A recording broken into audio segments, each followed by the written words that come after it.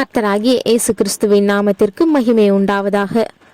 கர்த்தருக்குள் பிரியமானவர்களே, இந்த நாளுக்கான சிந்தனை பகுதியை நாம் கொஞ்சம் நேரம் எடுத்து சிந்திச்சு பார்க்கலாம். இன்றைய காலத்தில் தங்களுடைய வேலையில் உண்மையாக இருக்கக்கூடிய நபர்களை பார்க்குறது ரொம்பவே அரிதாக இருக்குது. சாதாரண தினக்கூலி வேலை செய்கிறவங்க கூட தாங்க வாங்கக்கூடிய சன்மானத்துக்கு தக்கதாக நேர்மையான உழைப்பை கொடுக்கணும்னு நினைக்கிறது கிடையாது. எப்படி யாரை ஏமாற்றலாம், எப்படி சுயலாபத்தை அடையலான்னு வழி தேடுறவங்க நிறைஞ்ச உலகத்தில் தான் நம்ம வாழ்ந்துக்கிட்டு இருக்கிறோம்.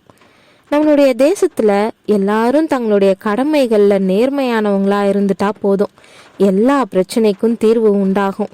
ஆனால் எப்படியாவது குறுக்கு வழியில் இலக்கை அடையணுன்றதும் நேர் வழியெல்லாம் இந்த காலத்தில் உதவாதுன்னு நினைக்கிறதும் மக்களுடைய மனப்பாங்காக மாறிக்கிட்டு இருக்குது. உத்தமமாக யாராவது இருந்தாங்கன்னா அவங்கள பிழைக்க தெரியாதவங்கன்னு ஏளனம் செய்கிறாங்க. காரியத்தை சாதிச்சு கொள்ள தவறான வழியை தேர்ந்தெடுக்கிறவங்க தான் இங்கே வெற்றி பெறுறாங்க. உண்மையாக இருந்தால் பிழைக்க முடியாது. நாமளும் கொஞ்சம் அப்படி இப்படி இருந்தாதான் இந்த உலகத்தில் வாழவே முடியும்னு யதார்த்தம் பேசுகிறவங்க இருக்கிறாங்க. உத்தமமாக வாழ்கிறது ஒரு முடியாத காரியமா? அப்படி யாருமே வாழலையா? அப்படி வாழ்ந்தவங்க என்னதான் சாதிச்சாங்க? இன்னைக்கு நேரம் எடுத்து சிந்திப்போம்.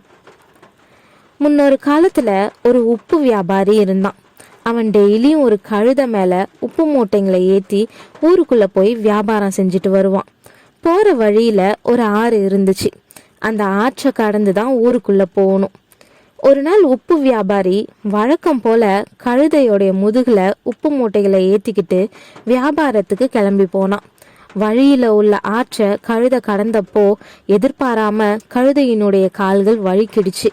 அதனால கழுதை தடுமாறி ஆற்றுக்குள்ள விழுந்துருச்சு. கழுதை தவறி விழுந்ததுனால அதோடைய முதுகுல இருந்த உப்பு மூட்டை நனைஞ்சு போயிடுச்சு. கழுதைய வியாபாரி மெல்ல தூக்கி விட்டான். ஆனா நீர்ல மூழ்கினதுனால உப்பு மூட்டை நனைஞ்சிச்சு இல்லையா, அது ஒரு சில நிமிஷத்துல அப்படியே தண்ணீர்ல கரைஞ்சி பாதி மூட்டையாயிடுச்சு. அதனால கழுதையோடைய முதுகுல இருந்த உப்பு மூட்டை வெறும் சாக்கு மாதிரி எடை இல்லாம போயிடுச்சு. ஆஹா, என்ன ஆச்சரியம்! இப்ப கழுதையோடைய முதுகுல சுமையே தெரியல. கழுதைக்கு ரொம்ப சந்தோஷம். ஆனா வியாபாரிக்கு பெரிய நஷ்டம். உப்பு வியாபாரியும் உப்பு வியாபாரம் செய்ய வழி இல்லாம கழுதையை ஓட்டிக்கிட்டு வீட்டுக்கு போயிட்டான். மறுநாளும் வழக்கம் போல வியாபாரி உப்பு வியாபாரத்துக்கு கிளம்புனான். கழுதையோடைய முதுகுல இருந்த உப்பு மூட்டை கழுதைக்கு ரொம்ப கனமா இருந்துச்சு. கழுதை மெல்ல நடந்து ஆற்று பாலத்துக்கு பக்கத்துக்கு வந்துச்சு. திடீர்னு அதுக்கு முன்னாடி நாள் நடந்தது ஞாபகம் வந்துச்சு. அதனால தடுமாறுற மாதிரி போய் சட்டுன்னு ஆற்றுக்குள்ள விழுந்துருச்சு. அடுத்த நிமிஷம் கழுதையோடைய முதுகுல இருந்த உப்பு மூட்டை நீர்ல கரைஞ்சு போயிடுச்சு.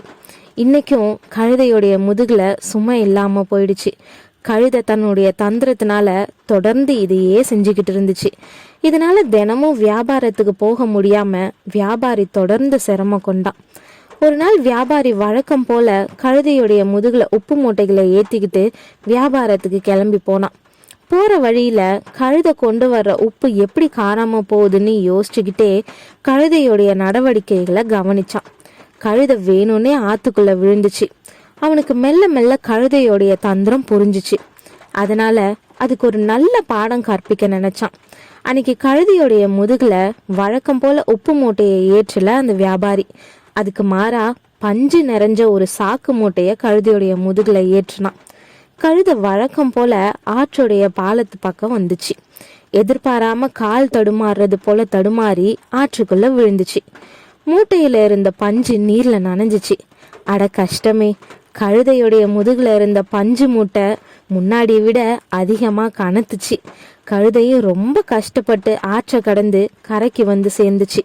தன்னுடைய ஏமாற்று வேலை இவ்வளவு நாள் தன்னை காப்பாற்றி வந்த வியாபாரிக்கு தெரிஞ்சிடுச்சுன்றத நினைச்சு வெக்கப்பட்டுச்சு. இனி நேர்மையா நடக்க முடிவெடுத்துச்சு. ஆம் பிரியமானவர்களே, நாம கூட அநேக வேலைகள்ல நம்மளுடைய கடமைகள்ல உத்தமமா இருக்கிறதில்ல. யாரும் பார்க்கலன்னாலும் நாம நம்மளுடைய கடமையை சரியா செஞ்சா மட்டுமே நாம உத்தமர்கள்.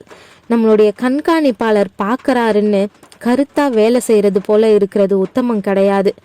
உண்மைக்கு காலம் இல்லைன்னு சொல்லலாம். ஆனா உண்மையா காத்திருந்தா கர்த்தருடைய கரத்துல நிச்சயம் கனம் உண்டு. தேவனுடைய பிள்ளைங்க தங்களுடைய உத்தமத்துல இருக்கணும்னு வேதம் தெளிவா போதிக்குது. ஆண்டவராகிய இயேசு கிறிஸ்து சொன்ன உவமையை நாம நினைவுல வைப்போம். கொஞ்சத்துல உண்மையா இருப்பவனே அநேகத்தின் மேல் அதிகாரியாக உயர்த்தப்படுவான். கர்த்தருக்கா அநேக ஊழியக்காரர்கள் உத்தமமா ஊழியம் செஞ்சாங்க. அவங்கள முதன்மையானவரா அப்போஸ்தலன் பவுல் அவங்கள நம்ம உற்று பார்க்கலாம். தங்களுக்கு கொடுக்கப்பட்ட ஊழியத்துல சத்தியத்தை விட்டு விலகாம உத்தமமா இருக்கணும்ன்றதுல பவுல் கவனமா இருந்தாரு. இது அவருடைய இருதயத்துல உணர்ந்துதான் என்னை பலப்படுத்துகிற நம்முடைய கர்த்தராகிய இயேசு கிறிஸ்து என்னை உண்மை உள்ளவன் என்றெண்ணி இந்த ஊழியத்திற்கு ஏற்படுத்தினபடியால் அவரை ஸ்தோத்தரிக்கிறேன்னு 1 தீமோத்தேயு 1:12 சொல்றாரு. தன்னை நம்பின அவருக்காக ஜீவனையும் கொடுக்க உத்தமமா இருந்தாரு. அதனாலதான் அவரை தேவன் எல்லா ஊழியர்களிலையும் அதிகமா உயர்த்தினாரு. தனக்கு கொடுக்கப்பட்ட சின்ன உத்தியோகத்துல அவர் உத்தமமா இருந்தாரு.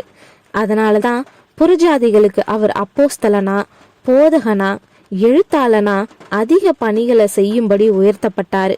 அவர் கொஞ்சம் யூதர்களுக்காக இல்ல தனக்கு பிரியமானவர்களுக்காக கர்த்தருக்கு உண்மை இல்லாம போயிருந்தா இவ்வளவு சத்தியம் நமக்கு அவர் மூலமா கிடைச்சிருக்காது.